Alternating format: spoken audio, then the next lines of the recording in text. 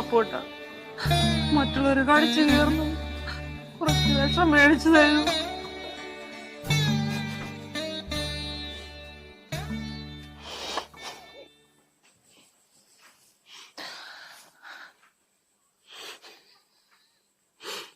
മരിക്കുവാണെങ്കിൽ നമുക്ക് ഒരുമിച്ച് മരിക്കാം.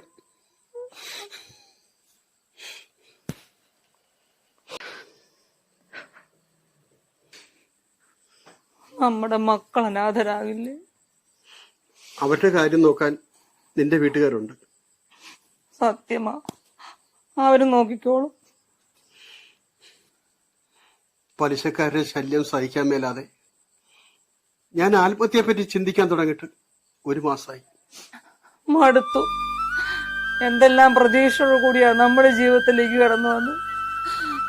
പക്ഷെ ഈ ഭൂമിയിൽ നമ്മളെ